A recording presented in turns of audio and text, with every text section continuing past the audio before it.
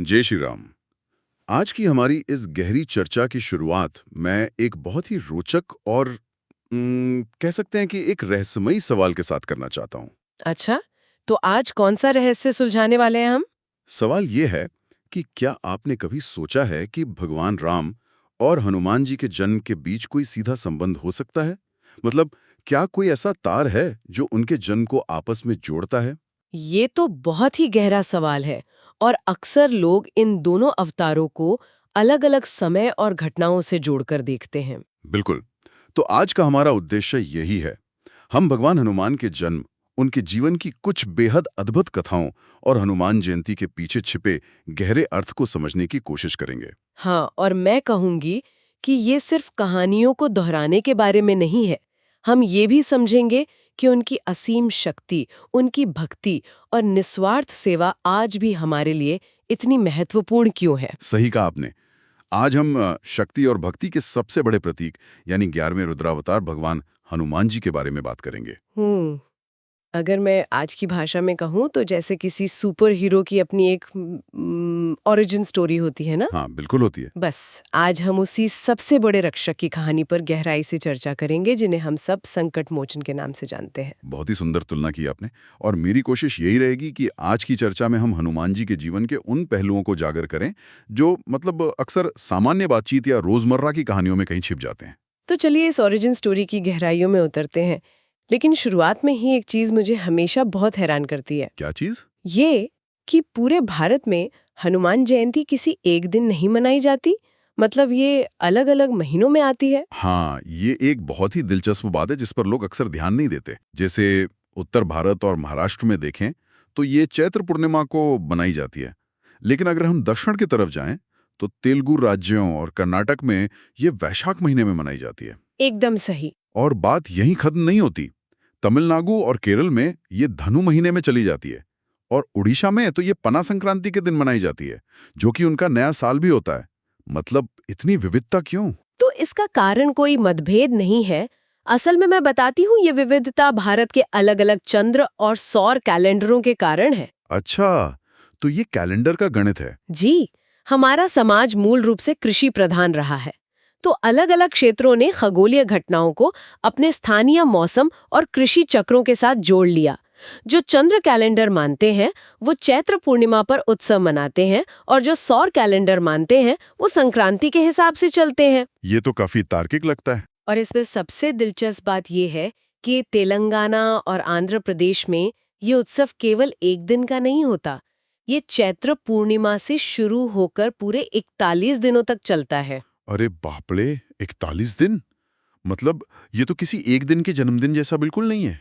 ये तो एक पूरा बर्थडे सीजन हो गया। हाँ, बिल्कुल एक सीजन की तरह। और वैदिक परंपरा में 41 दिनों की अवधि को एक मंडल कहा जाता है। इसलिए वो इतने लंबे समय तक इस ऊर्जा का उत्सव मनाते हैं। ये नजरिया वाकई बहुत अद्भुत है। लेकिन सिर्फ तारीखें ही नहीं, जन्मस्थान को लेकर भी काफी अलग-अलग मान्यताएं हैं। जी बिल्कुल है। जैसे कुछ लोग मानते हैं कि उनका जन्म हरियाणा के कैथल में हुआ था, जिसे पहले कपिस्थल कहा जाता था। तो वहीं कुछ मान्यताओं के अनुसार तिरुमाला की अंजनाद्री पहाड़ी उनका जन्म स्थान है। हाँ, लेकिन अगर हम प्राचीन कथाओं और वाल्मीकि जी की रामायण के संदर्भों को देखें, तो वहाँ स्पष्ट रूप से बताया गया है कि हनुमान जी के पिता वानर राज केसरी सुमेरु के राजा थे। सुमेरु? मतलब ये आज के समय में कहाँ है? ये आज के कर्नाटक में हम्पी के पास का क्षेत्र है, जिसे पौराणिक काल में किष्किंधा कहा जाता था। ये बहुलता असल में कोई विवाद नहीं है, बल्कि ये उनके प्रभाव की विशालता को दर्शाती है। बिल्कुल, सही रहा। अब कहानी को थोड़ा और आगे बढ़ाते हैं और उस सबसे चौंकाने वाले तथ्य की ओर चलते हैं जिसका मैंने शुरुआत में जिक्र किया था। हाँ, भगवान राम और हनुमान जी के जन्म के बीच का वो रहस्यमयी संबंध। जी, जब मैंने इसके बारे में पढ़ा तो मुझे सच में विश्वास नहीं हुआ। ये घटना दोनों के जन्म को एक ही बिंदु पर लाकर खड़ी कर देती है। बिल्कुल, इसे समझने के लिए हमें एकनाथ जी की भावार्थ रामायण की कथा की तरफ जाना होगा। ये बहुत ही विस्तार से बताती है कि असल में हुआ क्या था। तो हुआ क्या था उस समय? आप कल्पना कीजिए, एक तरफ घने जंगल में माता अंजना पूरे 12 वर्षों से भगवान शिव की घोर तपस्या कर रही थीं। 12 साल? ये तो बहुत लंबा समय है। बहुत लंबा। और उनका उद्देश्य एक अत्यंत तेजस्वी संतान प्राप्त करना था। और ठीक उसी समय वहां से बहुत दूर अयोध्या में राजा दशरथ भी पुत्र प्राप्ति के लिए पुत्र कामेष्ठी यज्ञ कर रहे थे। दोनों जगह एक ही समय पर अनुष्ठान चल रहे थे। एकदम सही। अब जब दशरथ जी का यज्ञ पूरा हुआ तो उनकी पत्नियों को प्रसाद के रूप में पवित्र पायसम यानी खीर मिली। हाँ, ये कथा तो हमने सुनी है कि उसी खीर से राम जी और उनके भाइयों का जन्म हुआ। बिल्कुल, लेकिन कहानी में मोड़ तब आता है जब उस पायसम का एक हिस्सा एक चील अचानक से झपटकर अपने साथ ले उड़ती है। एक चील सीधे यज्ञ से? जी, और वो चील उड़ते हुए सीधा उसी जंगल के ऊपर से गुजरती है जहां माता अंजना अपनी तपस्या कर रही थी। जब वो चील माता अंजना के ठीक ऊपर होती है तो वो प्रसाद उसके मुंह से नीचे गिर जाता है। अरे, मतलब इतनी ऊंचाई से वो प्रसाद सीधे जंगल में गिर रहा था? हाँ, लेकिन उसे जमीन पर नहीं गिरना था। यहीं पर वायुदेव यानी पवन देव का हस्तक्षेप होता है। अच्छा, तो हवा के देवता ने कुछ चमत्कार किया? बिल्कुल, वायुदेव ने उस गिरते हुए दिव्य प्रसाद को हवा के एक बहुत ही नियंत्रित प्रवाह के जरिए सीधा माता अंजना के हाथों में पहुंचा दिया। अरे वाह, ये तो एकदम सटीक टाइमिंग की बात है। और माता अंजना ने उसी प्रसाद को ग्रहण किया। इसी के परिणाम स्वरूप त्रेता युग में मंगलवार के दिन चैत्र पूर्णिमा और चित्रा नक्षत्र के शुभ संयोग में सुबह 6 बजे हनुमान जी का जन्म होता है। ये बात सच में बिल्कुल अद्भुत है। मतलब इसका सीधा सा अर्थ ये है कि भगवान राम और हनुमान जी का जन्म एक ही दिव्य प्रसाद से हुआ था। जी, एक ही ऊर्जा से। ये केवल एक भक्त और भगवान का रिश्ता नहीं है। ये तो ऐसा लगता है जैसे उनकी नियति जन्म से ही एक दूसरे से गहराई से जुड़ी हुई थी। दोनों का स्रोत एक ही था। आपने बिल्कुल सही शब्द पकड़ा, स्रोत। दोनों एक ही परम चेतना के हिस्से थे। इसीलिए हनुमान जी को राम जी का सबसे बड़ा और अभिन्न सेवक माना जाता है। लेकिन यहाँ एक बात मुझे थोड़ी अजीब लगती है। कैसी बात? मतलब अगर दोनों का स्रोत एक ही था तो राम जी तो बचपन से ही बहुत शांत और मर्यादा में रहने वाले थे। लेकिन हनुमान जी के बचपन की जो सबसे प्रसिद्ध घटना है वो तो एकदम उलट है। आप सूर्य को निगलने वाली घटना की बात कर रहे हैं ना? जी हाँ, मतलब एक नवजात बच्चा सीधा सूर्य की तरफ छलांग लगा देता है। कथाओं में आता है कि उन्होंने सूर्य को एक लाल मीठा फल समझ लिया था। हाँ, ये बहुत ही प्यारी कथा है। लेकिन ये केवल एक बच्चे की चंचलता तो नहीं हो सकती है ना। ये तो उनकी असीमित शक्ति का सबसे पहला और शायद सबसे बड़ा प्रदर्शन था। मैं आपसे पूरी तरह सहमत हूँ। इसे सिर्फ एक मीठा फल समझना, असल में इस घटना को बहुत ही सरल रूप में देखना है। अगर हम इसके मूल में जाएं, तो सूर्य क्या है? सूर्य ऊर्जा का, प्रकाश का सबसे बड़ा स्रोत है। बिल्कुल। और हनुमान जी वायुदेव के पुत्र थे, यानी वो स्वयं प्राण शक्ति के अवतार थे। तो एक शुद्ध प्राण ऊर्जा सहज रूप से ब्रह्मांड की सबसे बड़ी ऊर्जा की तरफ आकर्षित हो रही थी। ये तो बहुत ही तार्किक बात कही आपने, लेकिन मुझे यकीन है कि देवताओं को ये बात बिल्कुल समझ नहीं आई होगी। एकदम सही। देवराज इंद्र को लगा कि ये पूरे ब्रह्मांड के लिए खतरा है, इसलिए उन्होंने बालक हनुमान पर अपने सबसे शक्तिशाली अस्त्र वज्र से प्रहार कर दिया। और वज्र के प्रहार से क्या हुआ? उस प्रहार से बालक हनुमान गिर गए और उनकी ठुड्डी पर, जिसे संस्कृत में हनु कहते हैं, वहां गहरी चोट लगी। और इसी चोट के कारण ही उनका नाम हनुमान पड़ा। अच्छा, तो ये कहानी है नाम के पीछे। लेकिन इस घटना का जो परिणाम हुआ वो तो और भी खतरनाक था। बहुत खतरनाक।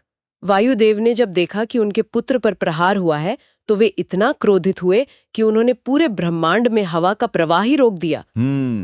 ये तो ऐसा है जैसे पूरे ब्रह्मांड में अचानक से कोई पावर कट हो गया हो, या जैसे किसी ने ऑक्सीजन की सप्लाई बंद कर दी हो। बिल्कुल, प्राण के बिना कोई भी जीवित नहीं रह सकता। देवताओं को तुरंत अपनी गलती का एहसास हुआ और उन्हें वेंकटचलम पर्वत पर आना पड़ा वायुदेव को मनाने के लिए। जी, उन्होंने न केवल वायुदेव को शांत किया, बल्कि ब्रह्मांड के संतुलन को वापस लाने के लिए बालक हनुमान को अनगिनत वरदान भी दिए। मतलब ब्रह्मा जी ने उन्हें अमरता दी और बाकी देवताओं ने भी? हाँ, उन्हें अमरता मिली, अजेयता मिली कि कोई अस्त्र उन्हें मार नहीं सकता, और असीमित शक्ति का वरदान मिला। और आपको पता है सबसे रोचक बात क्या है? क्या? इसके बाद हनुमान जी ने उसी सूर्य देव से, जिनकी तरफ वो छलांग लगा रहे थे, सभी वेदों और शास्त्रों का ज्ञान प्राप्त किया। अरे वाह, मतलब जिसे फल समझकर खाने गए थे उसी को अपना गुरु बना लिया। ये तो सच में कमाल है। और वो भी सूर्य देव के रथ के साथ साथ उल्टी दिशा में उड़ते हुए। ये उनकी मानसिक और शारीरिक क्षमता का चरम था। इतनी अपार शक्ति और इतना ज्ञान। अब यहाँ से जो बात सबसे ज्यादा प्रभावित करती है वो है उनका चरित्र। रामायण की कथाओं में हम देखते हैं कि उन्होंने क्या कुछ नहीं किया। बिल्कुल, उनका पूरा जीवन सेवा का प्रतीक है। सुग्रीव से भगवान राम की मित्रता करवाना हो या फिर एक ही छलांग में उस विशाल समुद्र को पार करना हो, माता सीता को खोजना, अकेले पूरी लंका का दहन करना, या लक्ष्मण जी के प्राण बचाने के लिए पूरा का पूरा हिमालय पर्वत ही उठा लाना। उन्होंने सब कुछ किया। हाँ, लेकिन उनके जीवन का मूल मंत्र क्या था? उन्होंने ये सब कभी अपने लिए नहीं किया। बिल्कुल। उनके पास असीमित शक्ति थी, लेकिन अहंकार बिल्कुल शून्य था। उनका केवल एक ही लक्ष्य था, और वो था राम जी का काम करना। राम काज कीन्हे बिन मोहि कहाँ विश्राम, ये पंक्ति एकदम सटीक बैठती उन पे। एकदम सटीक। और इसी असीम और निस्वार्थ भक्ति के कारण ही भगवान राम ने उन्हें चिरंजीवी यानी अमर होने का वरदान दिया था कि जब तक धरती पर राम कथा रहेगी तब तक हनुमान जी भी उपस्थित रहेंगे। जी। ये जो शुद्ध भक्ति है, इसके बारे में सोचते हुए मेरे मन में एक बहुत ही आम सवाल आता है। पूछिए। हम अक्सर मंदिरों में जाते हैं तो देखते हैं कि हनुमान जी की मूर्तियों पर हमेशा एक खास तरह का नारंगी या गहरे लाल रंग का सिंदूर लगाया जाता है। इतनी शक्ति वाले देवता का इस सिंदूर से क्या जुड़ाव है? इसके पीछे माता सीता से जुड़ी एक बहुत ही प्यारी और मैं कहूंगी बहुत भावुक कर देने वाली कहानी है। अच्छा, वो क्या कहानी है? एक बार की बात है, हनुमान जी ने माता सीता को अपनी मांग में थोड़ा सा सिंदूर लगाते हुए देखा।